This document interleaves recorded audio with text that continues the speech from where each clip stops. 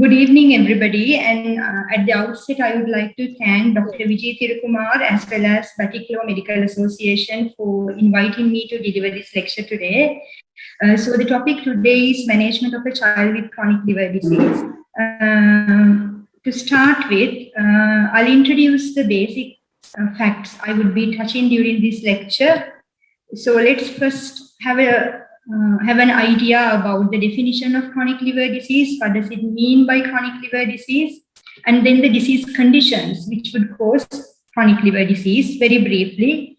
And then we will remind about the clinical features we would see in a child with chronic liver disease. And basically, I would be touching mainly on the management in keeping with the topic of the lecture today. So bulk of this lecture would be about the management of a child with chronic liver disease.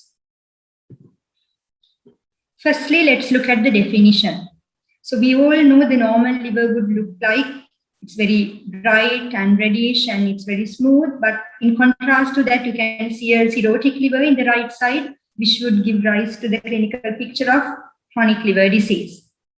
So if you look at the definition is ongoing inflammation in the liver for at least 6 months with the potential to progress to cirrhosis and end-stage liver disease. So if we carefully try to understand this definition, it says ongoing inflammation. So are we really clear what is meant by the inflammation in relation to chronic liver disease? Is it always inflammation? It's quite straightforward. If we take autoimmune liver disease, yes, there is inflammation. Or else if you take an infectious cause, again, there may be secondary inflammation, secondary to infection. What about metabolic disorders and other genetic disorders? Is it the same mechanism?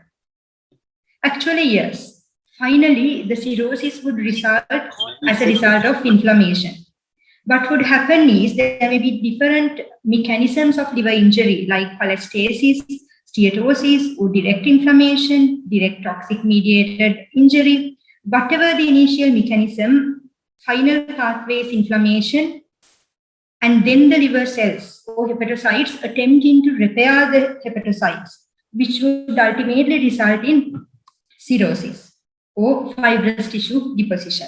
So basically, in simple words, what would happen is this inflammation would result in loss of hepatocytes and replacement of the hepatocytes with fibrous tissue. So we all need the liver cells or hepatocytes to do its function.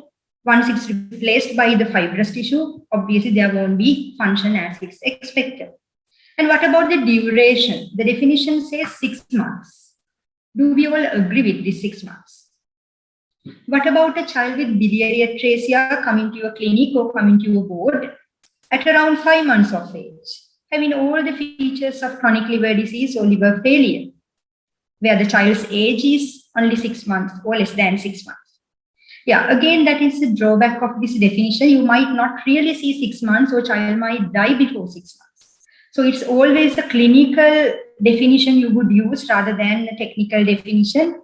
However, in theory, it is 6 months, but practically it might not be 6 months, even 4 months, 5 months, or maybe before that. Having that in our mind, we look at what are the disease conditions which could cause chronic liver disease in children. So this is to give you a brief idea about the wide spectrum of disorders or diseases which could cause chronic liver disease picture in a child. Purposefully, I have highlighted biliary atresia. I'm sure you will believe me if you come to a hepatology clinic or hepatology unit, 60 to 70% of the children with chronic liver disease are biliary atresias. They are quite young and failed Kasai most of the time because of the delayed presentation and biliary atresia. So it's very, very important we know in and out of biliary atresia because that's the commonest. Apart from that, there are the genetic disorders, metabolic disorders, and maybe storage disorders, malignancies, drug-induced liver injury, various causes, which would ultimately cause the clinical picture of chronic liver disease. Let's briefly remind ourselves what are the clinical features we would see in a child with chronic liver disease. Let's try to go methodically. If you see a child in keeping with our basic examination techniques, we would go with the general examination. So what are the implications? Growth is very, very important. The reason is, as a result of their chronic liver disease, they can have impairment of the growth. They might have stunting, they might have wasting, and they might have delayed puberty. So it's very important that you assess their growth with the usual anthropometric parameters as well as some special parameters which I would mention later in relation to growth. And also pubertal assessment, it's very important. You might see a 16-year-old child with chronic liver disease where the Tanner stage is delayed. So that is also important in assessment. What about sensorium? Is there a clinical relevance for the sensorium? Yes. The child might be having a low grade of hepatic encephalopathy. So the sensorium is very important for a child on general examination. Looking for whether the child is febrile or document in temperature, it's very important. Having a diseased organ in the body, that itself can give rise to low grade fever. Or on top of that, you might get cholangitis, might get spontaneous bacterial peritonitis, or else they might get any other infections as well. The reason is they are immunosuppressed. When they are having chronic liver disease, it's kind of a immunodeficiency status. So it's very important you look at the fever. Nevertheless, they might not have fever in certain times. Again, the reason is due to lack of immunity. They might not develop an inflammatory response. So it's very important to keep in mind, fever might not always be there when there is sepsis. In certain times, they might be hypothermic as well. Jaundice will be pretty obvious. What about the examination of the conjunctiva? Hello, due to multiple reasons. Maybe due to anemia of chronic disease, maybe due to GI bleeding, which may be obvious or which may be occult. There are multiple reasons which can give rise to pallor. What about the other entity, plethora? How can we relate plethora into chronic liver disease? We all know that chronic liver disease can cause hepatopulmonary syndrome as a complication. So it's very important to detect these physical signs in view of the complications of chronic liver disease. So if the child is plethoric, that should raise the suspicion of having polycythemia secondary to hepatopulmonary syndrome. You might see cave rings to the naked eye if the underlying diagnosis is Wilson disease. However, it may be difficult. Cyanosis. If you see this little girl, you can see the lips are cyanosed. Sometimes it might be missed. She looks otherwise well, but she has advanced hepatopulmonary syndrome. Though I have mentioned cyanosis as a physical sign, I would strongly recommend we would not wait till the child develops cyanosis. We should have our saturation monitoring as part of our outpatient assessment and part of the follow-up of a child with chronic liver disease. And we should not wait till them developing cyanosis. Still, there are cases where they come with cyanosis. Oral hygiene is very important. Why do I try to highlight oral hygiene here? One reason is, again, that's support of infection. And the other reason is, if they are on the transplant waiting list, it's very important they are maintaining good oral hygiene. Apart from that, they can have bleeding tendencies, especially due to thrombocytopenia and thrombocythemia. So they can have frequent gum bleeding as well. So it's very important they maintain a good oral hygiene. And you might look at that during your examination. Can they have hirsutism? Sometimes you might have seen little babies who have got a lot of facial hair, which might go unnoticed as well. That is due to increased levels of androgens, which are impaired in view of metabolism in the liver. So the androgen excess can cause hirsutism, sometimes maybe subtle physical signs. Dysmorphism is actually not part of the chronic liver disease, but it might give you a hint, especially for Alagille syndrome.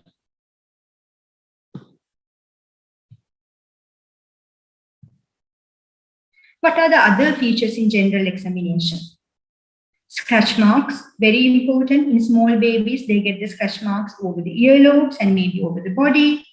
Spider nevi in the superior vena cava distribution. They may have gynecomastia, clubbing, palm erythema. Again, very important to see. And you can see in this picture, this child is very irritable because of intense pruritus, and you can see very thickened skin. And here you can see the evidence of palm erythema. They may have leukonychia or white nails, flapping tremors if they are in hepatic encephalopathy, and they might have pitynedema. In an older child, it may be in the legs, and in a younger child, it may be sacral edema. Especially in Alagille syndrome, you may see xanthomas. So those are the important features in general examination you should look at, or you should focus in a child who has got chronic liver disease. Let's briefly recap what are the things we would look at in abdominal examination. I would not go for other systemic examination, but briefly to look at abdominal examination. You will obviously see a distended abdomen. And it's very important to see whether the abdomen moves with respiration. Why is that? If there is an evidence of spontaneous bacterial peritonitis, the movements may be sluggish due to the pain. So it's very important to note that. And dilated veins due to portal hypertension. Hernia, umbilical hernia, inguinal hernia may be apparent because they get raised intra-abdominal pressure. Superficial tenderness is quite important, especially in view of spontaneous bacterial peritonitis. What are the things you would examine when you see the liver? You have to examine for the liver span. If it is chronic liver disease, unless it's a storage disease, you usually see a shrunken liver. And this shrinkage is usually in the right lobe. You might see reactive hypertrophy of the left lobe or the caudate lobe sometimes. And the consistency of the liver, it would be very firm or firm to hard, and usually non-tender in the context of chronic liver disease. And it's very important to look at the upper border of the liver unless you might miss a shrunken liver.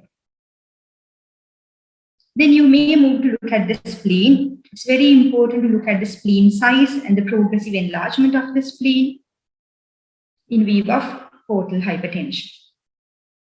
You might ballot the kidneys, especially if they have cystic disease associated. In case like Alagille syndrome, where renal cysts are known associations. So there is a clinical significance in looking at the kidneys.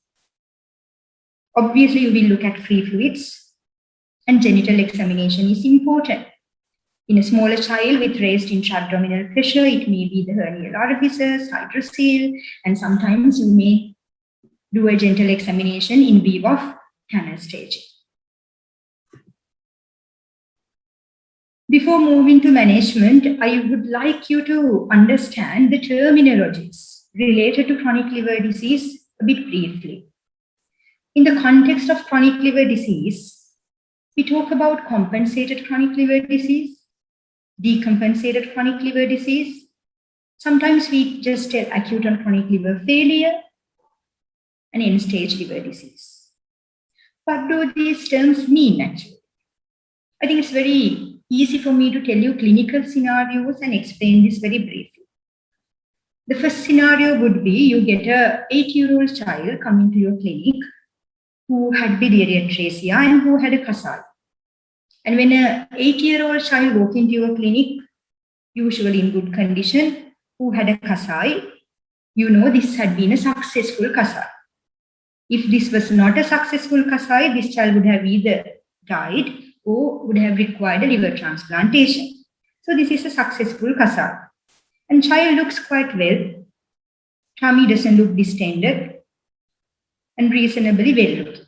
So this is compensated chronic liver disease. However, if you do a biopsy, you will see cirrhosis. If you do evaluate the biochemistry, you might see some declining in synthetic functions. Still, the child remains compensated. So that is compensated chronic liver disease. we'll look at what is decompensated chronic liver disease, and that would actually help you to understand more about compensated chronic liver disease. If you do not have features of decompensation in the context of chronic liver disease, you can say that is compensated. So what are those features where I would say this child has decompensated chronic liver disease? I would like to highlight three main features actually. One would be having ascites. Number two, having encephalopathy. Number three, having acute upper GI bleeding. If you have ascites, if you have hepatic encephalopathy, and if you have acute upper GI bleeding, that would make your chronic liver disease a decompensated one at that point. In the absence of those three, you may call it compensated chronic liver disease in most of the time. And this decompensation, is it a sudden thing or is it a gradual thing? Then only we need to understand acute and chronic liver failure. When these features are quite acute, sometimes maybe the first presentation in undiagnosed chronic liver disease, that is acute and chronic liver failure. If it is quite acute, within few weeks. But when these things happen gradually, that is decompensated chronic liver disease. So it's very important that we understand these terms because these two entities have got different etiologies sometimes and different prognostic factors, which I'm not going into detail because it's beyond the scope of today's lecture. This is one of the literature I have extracted to highlight. In children, acute and chronic liver failure was recognized as a separate clinical entity in the recent past. So you can see this publication came in 2016 as a highlight of acute and chronic liver failure in children as a separate clinical entity. You may think we have been using this term on and off. So did this not exist? I think it has given us a better understanding to differentiate acute and chronic liver failure from decompensated chronic liver disease. Acute and chronic liver failure usually occurs in the context of Wilson disease, autoimmune liver disease, like specific etiologies. But decompensated chronic liver disease usually occurs with biliary atresia and other etiologies. So etiological wise and prognostic wise, it's different. Acute and chronic liver failure has got a high mortality and high requirement for liver transplantation.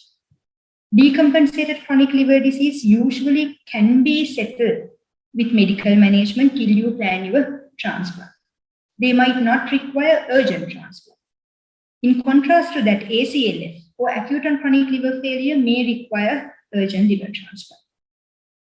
So what about end-stage liver disease? Usually we talk about end-stage liver disease in the context of decompensated chronic liver disease. If you have a child with decompensated chronic liver disease, where a child would die within next few weeks in the absence of a liver transplant, which you can anticipate by seeing the child and seeing the biochemistry, you would call it end-stage liver disease. I'll give you a few hints. If you have a child with decompensated liver disease, and if the child has got significant hyponatremia, that would make it end-stage liver disease. If the child has medically refractory grade 2-3 encephalopathy, that would make end-stage liver disease. So those are main things which would make a chronic liver disease decompensated one towards end-stage liver disease. And if you have a child with end-stage liver disease, that is quite late for transplantation, but it has to happen within few weeks.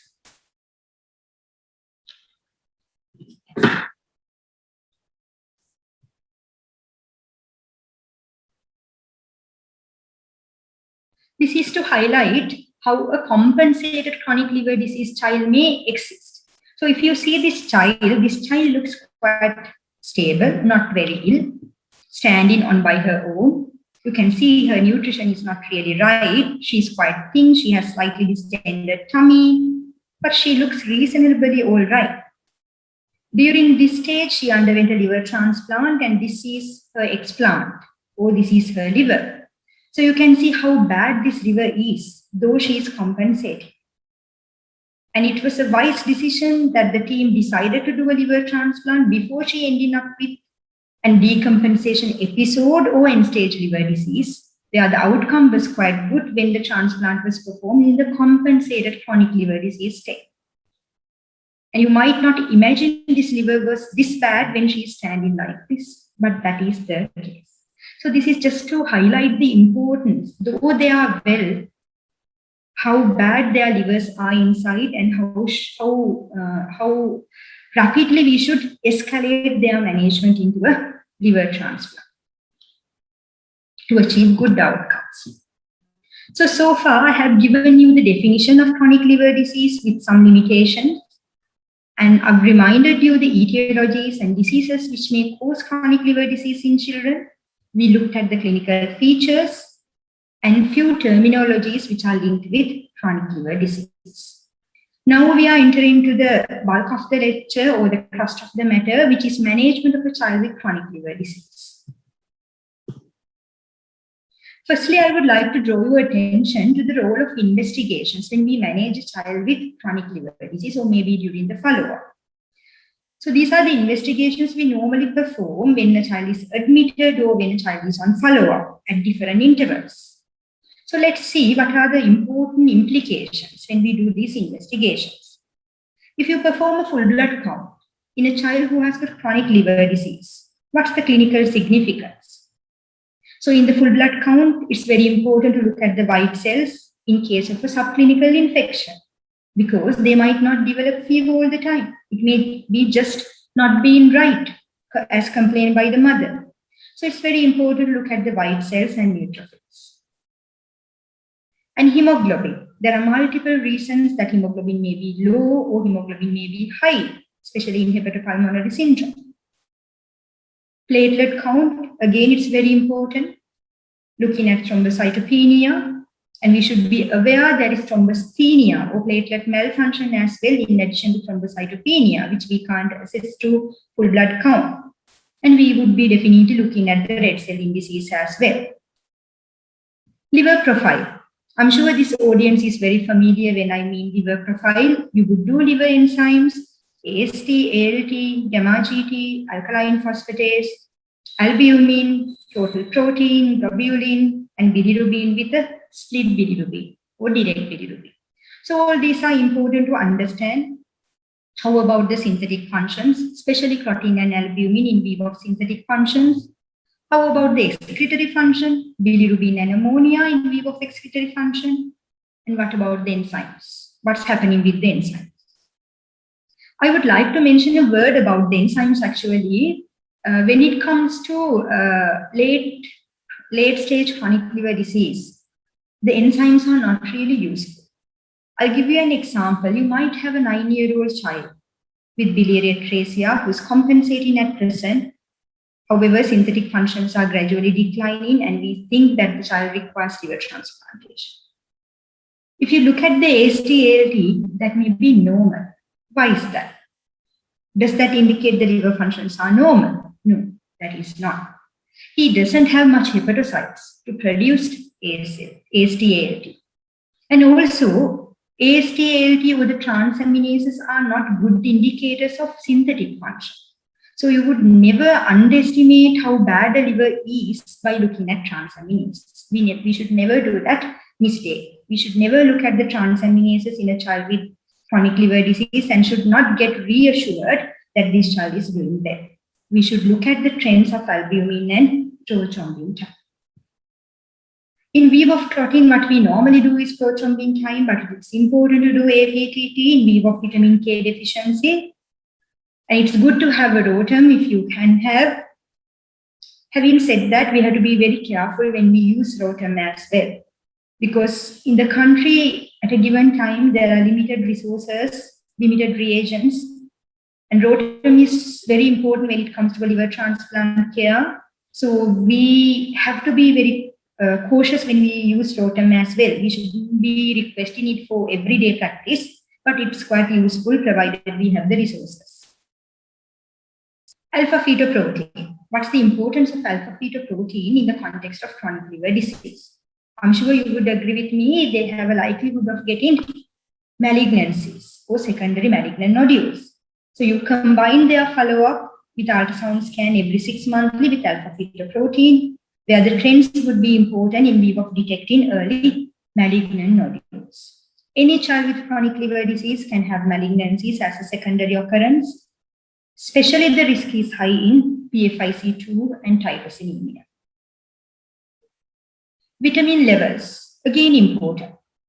We normally put children with chronic liver disease on fat-soluble vitamins, water-soluble vitamins, but the rational management would be if the resources are available to do the vitamin levels and then titrate. Vitamin D levels can be done in the country, in the state sector, in teaching hospitals, and vitamin K level can be assessed in view of prothrombin time, but not every time because it has a liver synthetic component as well. Vitamin E level is not available as far as I know in the government sector, but it is something which can be done. And again, vitamin A levels as well. So basically, as much as possible, especially vitamin D levels, we can rationalize when we use them. The reason I would tell you, because when we use medications in these children, we have to minimize the number of medications as well. We might give 10 medications for them that might impair their oral intake, appetite, because when they have a lot of pills to take, that might have disadvantages in view of quality of life, in view of appetite, nutrition. So it's very important we look at those aspects and we rationalize the drugs we give as well as much as possible. Ultrasound scan and Doppler and CT, how are they going to be used? Usually we do perform ultrasound scan every 6 monthly unless there is a reason to do that earlier. There are a lot of things that we can gather from ultrasound scan. The radiologist would help us, giving some idea about the liver echogenicity, what's happening, and portal venous Doppler, what's happening with the portal hypertension, splenic size. That is also very important.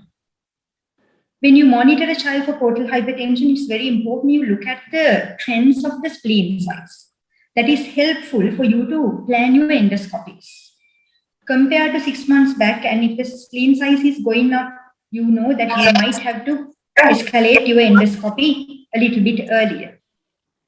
And the radiologist might tell you that there are intra-abdominal varices, and the radiologist might tell you about focal lesions, which you might biopsy. So all these things are quite useful information and free fluids and usual things we check. CT scan is not routinely done in everybody. It is done if you are going to a transplant assessment or if you have a focal lesion which needs further assessment in selected situations. Upper GI endoscopy, crucial. Every child with chronic liver disease will have an element of portal hypertension, but in certain etiologies like biliary atresia, they have a higher chance of getting severe portal hypertension. So you will need upper GI endoscopy diagnostically as well as therapeutically. What about monitoring the degree of fibrosis? We know the liver biopsy is the gold standard to say cirrhosis and the degree of fibrosis. However, the limitation is it's quite invasive. We can't be doing it every 6 monthly or yearly. So now we have novel modalities like FibroScan or transient elastography. When you do it serially, it helps you to identify the progression of the cirrhosis as a non-invasive marker, which is available in the country. And depending on the complications you suspect in the child, you may arrange an echocardiogram or bubble echocardiogram. And ammonia levels are not routinely done, but if it is possible, yes, that would indicate the excretory function of the liver. So those are the investigations in view of biochemical tests, imaging, histology, all these things which might be useful for you to get some idea about the particular child you are looking after. I am unable to give a frequency where you should be doing, how frequently you should be doing endoscopy, how frequently you should be doing other blood investigations, because it has to be an individualized approach depending on your child's clinical status. You may discuss with the hepatology unit and then have a plan in place for that particular child in view of the child's clinical status. But these are the things which are useful, and that is how they are going to be useful. Now let's look at different aspects of the management of a child with chronic liver disease. Firstly, I thought I would discuss a bit about portal hypertension and GI bleeding, because this is a common complication we see in the context of chronic liver disease. Just to recap about our theory, we know when we talk about portal hypertension, there are three main causes or mechanisms of portal hypertension: prehepatic, hepatic, post-hepatic. It's quite simple. And when you have liver disease, it is hepatic. Due to multiple reasons, the problem is with the liver. Normally, you get the blood flow from the spleen and towards the gut, from the gut towards the liver. However, if the liver becomes cirrhotic and if the liver becomes very stiff, the flow might not happen and there may be reversal of the flow, which would give rise to portal hypertension. So that is quite straightforward. So we know the cirrhosis or the chronic liver disease would cause portal hypertension.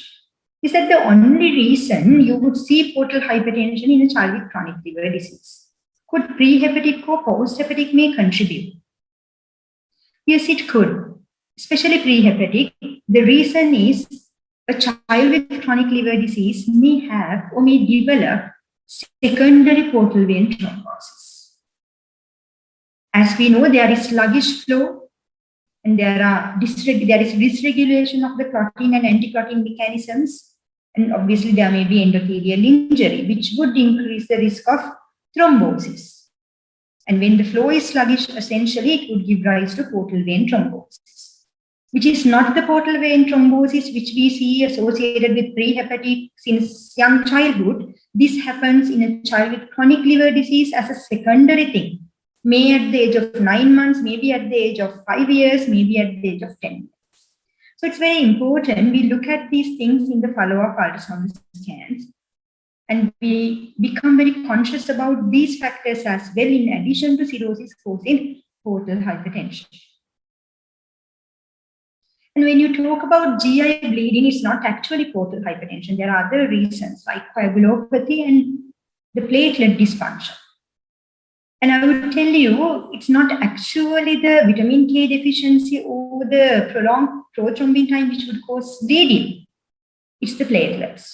It's the thrombocytopenia and thrombocythemia. That has a major role to play compared to prothrombin time. You may have a child with INR of 6 who might not bleed, but still you might have a child with platelet dysfunction and thrombocytopenia who would bleed from the portal hypertensive gastropathic mucosa. So it's very important you identify these things, because when a child comes with bleeding, we should not be in a rush to correct these clotting factors, because that might cause adverse effects, such as causing secondary. The numbers, we should rationally think what is the risk of bleeding and it is, and what are the factors which are actually contributing to bleeding. That is where a ROTEM would help in rational transfusion of blood products. A little bit about diagnosis of portal hypertension. Actually, in the 21st century, we talk about hepatic venous wedge pressure and the differences between hepatic venous wedge pressure when you diagnose portal hypertension. Though it's a nice term, it's quite invasive, so we can't really do that in each and every child, but that's the gold standard. And that is very useful in a special category of children, especially the children with the intestinal failure associated liver disease, or IFALD, where in that particular group, you don't really get splenomegaly sometimes. And splenic size is not correlated with degree of portal hypertension. So in that group, this portal venous wedge pressure is quite useful and it's being used in other countries.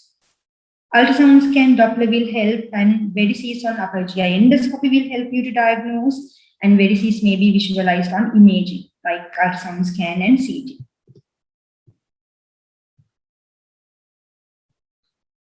So what about the management of portal hypertension? We'll come to the management of an acute upper GI bleed. Before that, just to remind the medications we use. Actually, very limited data. If you use the data about the medications, this was published in 2021 in Expert Opinion on Pharmacotherapy about the pharmacological management of portal hypertension in children.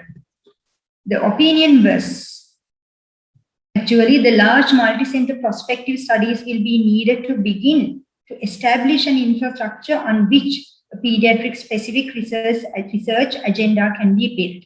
And they have clearly told that there is no convincing data because of lack of trials. So what we basically use is we use adult data, which is not really right, I think.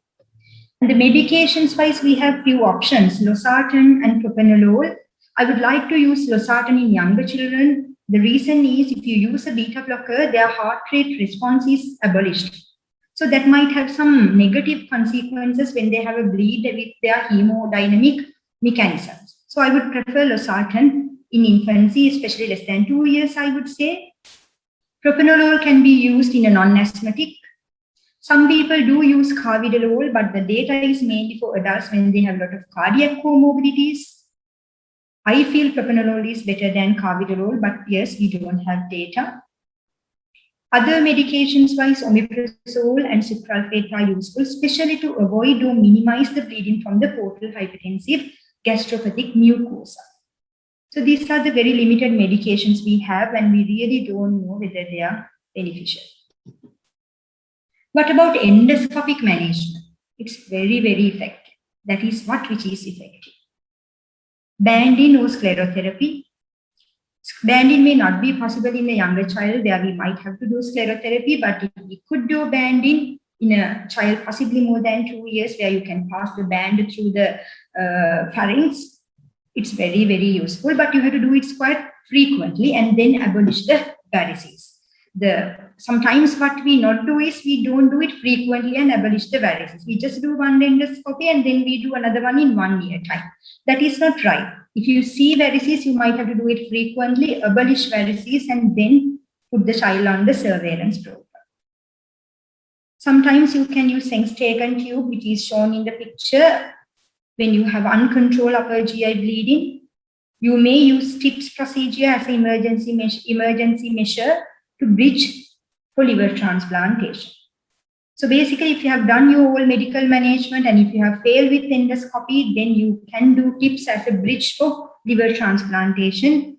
However, medically or endoscopically uncontrollable portal hypertension or bleeding should be escalated for liver transplantation. This is to give you an idea about the scores we have. This is APRI score, which you can be downloaded as an app from the internet. And this is actually useful, especially in children with biliary atresia, to predict the risk of portal hypertension. You can calculate APRI score when they come to the clinic and predict the risk of bleeding as well as progression of the varices. What about management of an acute bleed? We all know when a child comes with acute bleed, resuscitation is the first step. And then the medical management. So let's look at what do I mean by medical management. Obviously, if a child comes with acute upper GI bleeding, keeping the child nearby mouth is crucial till the bleeding settles. And put in an NG tube. Open drainage is helpful for you to understand how much is bleeding inside, as well as drainage is quite important. If you have the blood inside, it might increase the risk of hepatic encephalopathy. So it's very good to drain them outside. Vasopressin, octreotide, yes, they are useful. They can be used and escalated in view of acute GI bleed. You can start octreotide from 1 milligrams per kg per hour. 1 mics per kg per hour, and then escalate to 5 mics per kg per hour. However, one point to highlight about octreotide, we all know that can be used. If you have a smaller child, infant, especially where the portal venous size is quite smaller, be a little bit careful not to start octreotide for everybody who has got a mild bleed. The reason is they might get increased risk of thrombosis due to the constriction of the vessels, which might make them untransplantable. So we have to take a balanced decision when we start them on octreotide as well, especially in small children when they have small caliber portal veins. Especially as we have the transplantation in the country at present, we have to be conscious about those things as well. Antibiotics important when you have upper GI bleed because they can get decompensated with the bleed, so it's important to cover with antibiotics. And target hemoglobin is usually 7 to 9. We do not try to transfuse them over 9, and we accommodate a hemoglobin of 7 unless they have heart failure. The reason is if you transfuse them more and if you fill the compartment more, they will bleed more. So you maintain a low hemoglobin. And it's important to correct vitamin K deficiency, platelets, and maybe long-term guided correction of the factors, IV omeprazole, oral sucralfate. Those are important. And again, it's better to avoid tranexamic acid, again, due to the risk of thrombosis.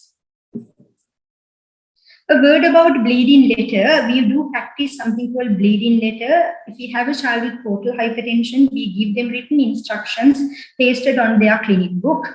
If they get admitted to a local hospital where you have that letter in the clinic book, which will give you written instructions in case of an emergency, how to manage an acute GI bleed, including the doses and instructions. So we do practice that for children we look after in Ragama. Most of them will have the bleeding letter pasted on their clinic book with written instructions where you can just look at it and put a management plan, including our contact numbers.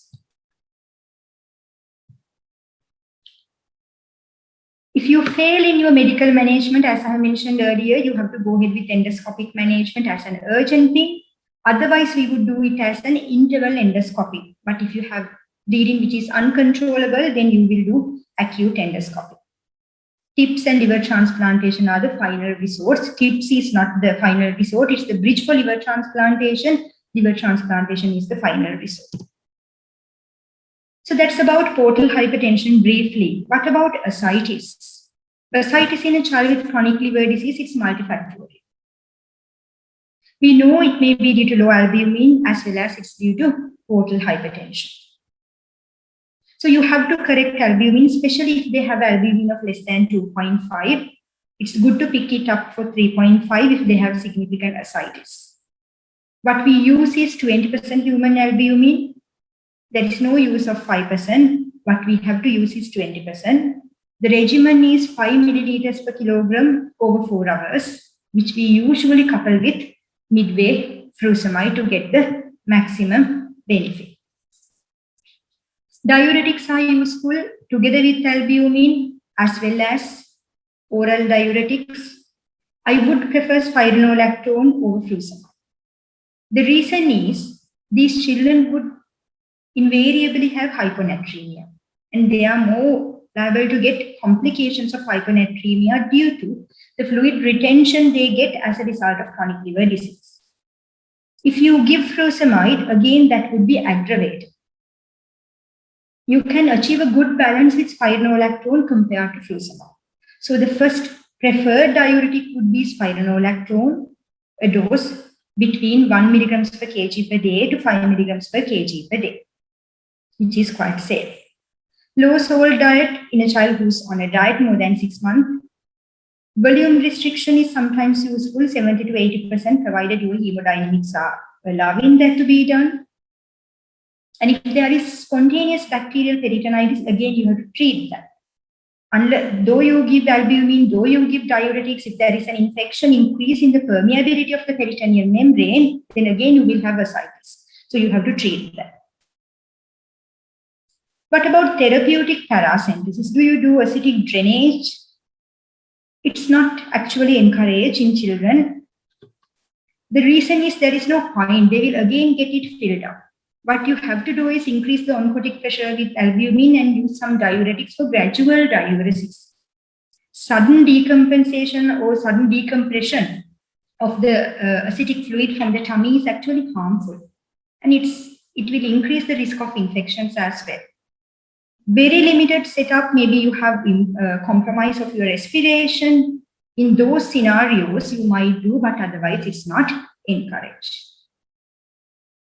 And when you have refractory ascites, you give your albumin, you pick your albumin up, you're on maximum diuretics. Still, ascites is not really controlled. Think about secondary portal vein thrombosis as well. This is to give you some idea about how to interpret acidic fluid tap if you do that in vivo of spontaneous bacterial peritonitis. You will look at the white cells and you will look at the culture.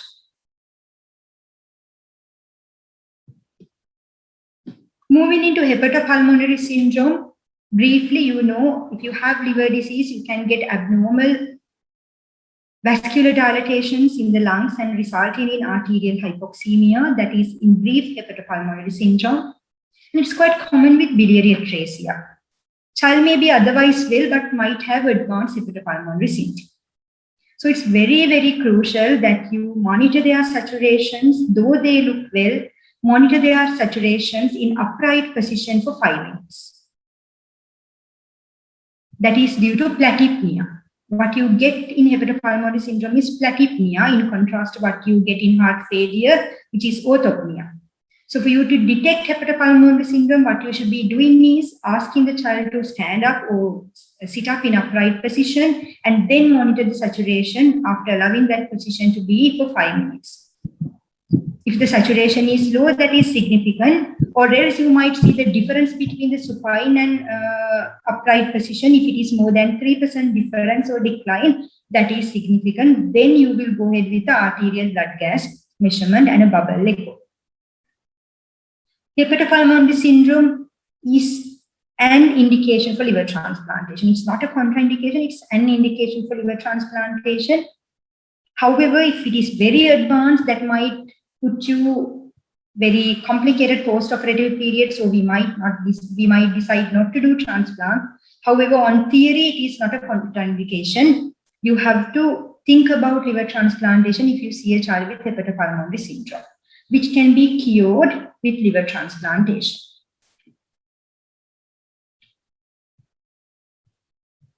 Nutrition. It's very important when we talk about chronic liver disease. I would say nutrition is a medication for chronic liver disease.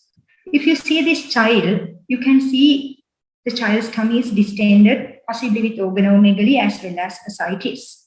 But if you look at the limbs, you can see wasting, loss of muscle mass, loss of subcutaneous fat. So this picture would tell you the usual growth parameters we would do might not indicate the severity of the problem. We might have to do different assessments in this child. And if this child undergoes a liver transplantation, the prognosis may be quite bad actually, quite not really right. The reason is child cannot undergo that stress of liver transplantation with this degree of nutrition. So it's very important that you correct and or optimize the nutritional status, considering it as a medication for chronic liver disease. So what are the reasons where the nutrition is affected in a child with chronic liver disease? Their intake is low, and they are on medications which might induce loss of appetite. They have high demand and high expenditure. There may be unnecessary restrictions due to myths. Protein restriction, which is not really necessary in a stable child who is not encephalopathic. One might go for MCT feeds unnecessarily when the bilirubin level is not high, which are not really palatable in view of MCT feeds. And one might restrict fluid feeds thinking about copper restriction in a child with Wilson disease who is otherwise very well controlled. So those myths might give rise to poor nutritional status. And fat malabsorption due to cholestasis might give rise to deficiencies of vitamins. And there are inherent gut problems, especially in certain disorders like PFIC. Portal hypertension might cause enteropathy, which will reduce absorption. Frequent hospital admissions might not allow them to get good quality food.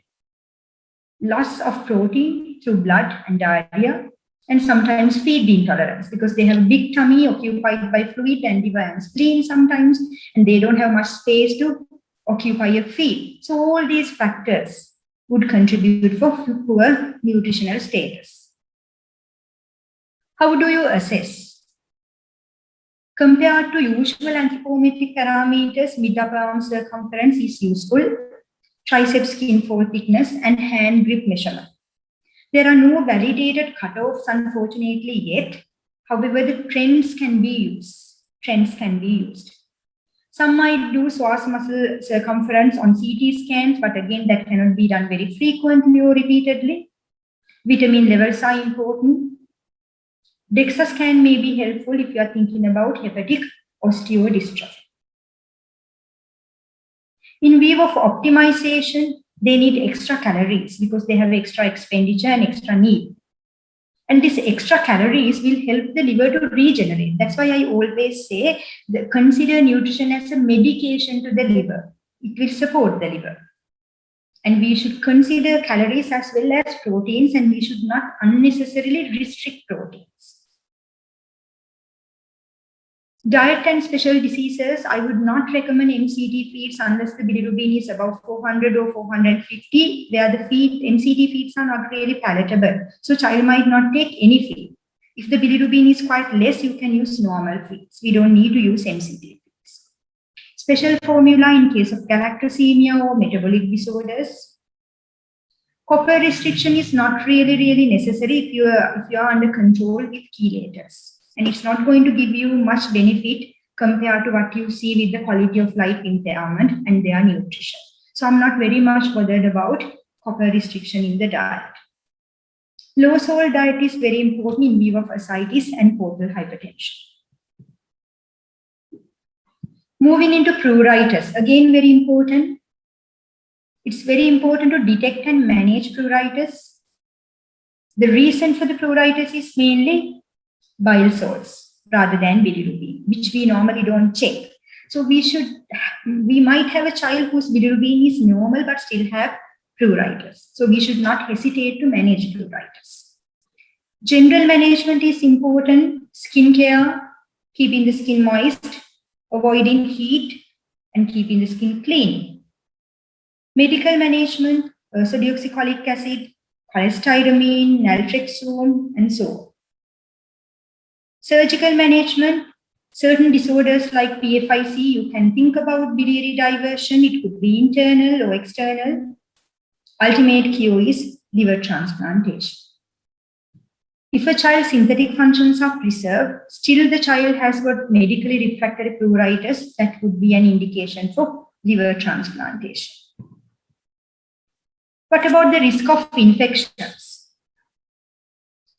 They are more liable to get cholangitis and spontaneous bacterial peritonitis, which we have to keep in mind.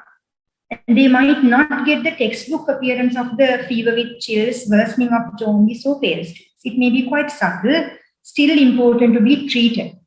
The reason is with each and every episode of cholangitis, the child's native liver gets damaged, and it will make the liver transplantation need quite early.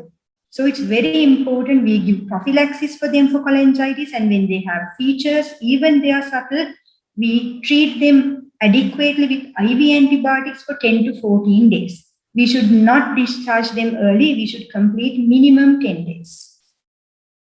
They are more liable to get chest infections. I've seen children dying with chest infections compared to other children. They are more vulnerable to die with chest infections. And other infections are also could happen, so we have to have an open mind. A word about immunization. It's important to complete their routine vaccination. No contraindication for vaccination, and we might do accelerated schedules if we are going ahead with liver transplant. Extra vaccines are important. I would consider this group of children as immunodeficient children. So I think it's very important. We should consider pneumococcal, varicella, and hepatitis B boosters if the antibodies are low in children with chronic liver disease. They might not develop the same degree of immune response to the vaccination, again, which we have to remember. And one last important point in view of immunization, we have to be careful to look at their coagulopathy and platelets when we administer, especially intramuscular vaccines. They might get hematoma, which might get infected. So you might actively look at their coagulopathy before administering intramuscular vaccination. There are other complications which I'm not going into detail: hepatic encephalopathy, hepatorenal syndrome, and they can have cardiomyopathy due to cirrhotic cardiomyopathy, and portopulmonary hypertension quite rare in children. Hepatopulmonary syndrome common, portopulmonary hypertension rare. These are the medications a child with chronic liver disease may be on. They would be on also, they would be on fat-soluble vitamins, sometimes water-soluble vitamins, depending on the nutritional status, diuretics, prophylaxis for cholangitis, very important in biliary atresia and PFIC. Primary or secondary prophylaxis for portal hypertension, though we don't have evidence, we do put them on. Rifaximin, laxatives, and antipruritic medications. Counseling and psychological support, very important, because this is a chronic disease. And we know most of these diseases would end up getting a liver transplant, which is kind of a big commitment. So it's very important to put the family in the picture, what they are going to have in the future, what could the disease cause be, and follow up, giving them helplines, as well as helping them with the financial stability. And in view of a liver transplant, we should think about donor preparation early. So this is just to highlight, if you look at these courses which I gave you at the beginning, what are the disorders where specific management is available in view of chronic liver disease? All what I have talked is general management for any disease with chronic liver disease. But if you look at the specific management, only few diseases are there, we can really put a specific therapy in place. So we have to remember, most of the time the ultimate goal will be liver transplantation. So we should think and prepare the children and the families for that. But whenever we have a diagnosis where we can treat with specific management, again, we should take that opportunity and do it. Ultimately, a word about liver transplantation, as I cannot finish this presentation of chronic liver disease without mentioning about liver transplantation, because most of the diseases, it is the ultimate cure. And now we do have liver transplantation in Sri Lanka, and we have a program in Ragam, and the results are promising. So we should actively consider transplantation as an option for children with chronic liver disease. So this is to remind you the indications. If you have a child with chronic liver disease, these are the indications in that particular child. You may not need to have all these things in a one child. You might have one or the other, but which would indicate a liver transplantation.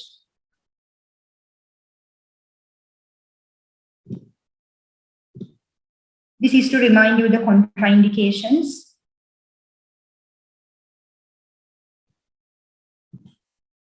There are several scores which are useful when you have a child with chronic liver disease, especially for Wilson disease, modified King's-Wilson index, which would give you some idea whether the child would require liver transplant. The other scores like MELD, child scores are not really validated in younger children. They have some limitations, so we have to be very careful when we use them. The main or the valuable thing would be you look at their trends of the synthetic functions and the list of indications which I have given earlier, rather than just being limited by the scores. What would be the follow-up of a child with chronic liver disease? It has to be individualized approach. I would have liked if I would have given a clear plan, this frequently, these investigations, this is the protocol, but unfortunately it is not possible because the children are different from one to the other. So we have to have individualized approach and shared care, especially with the liver transplant center in view of transplantation. If you are thinking about it, close contact and helplines with the family, and you may monitor them clinically, biochemically, imaging-wise, and endoscopically. So I've reached to the end of the presentation, and I would like to highlight a few take-home messages. More than any other time in this particular time in our country, I think we have to concentrate a lot about management of chronic liver disease. The reason is now we do have liver transplantation. Few years back, we did not have that option in the country where we had to allow the children to die other than a very minority going to overseas and getting it done. So we managed them quite conservatively when we knew that there is nothing else would help other than liver transplantation. However, now the situation is different. The things have changed. Now we do have liver transplantation in the country. So it's very important we look after these children carefully and optimally and escalate them for liver transplantation. and maybe delay the time of liver transplantation by optimally managing them. An individualized management plan and shared care is important in view of better outcomes.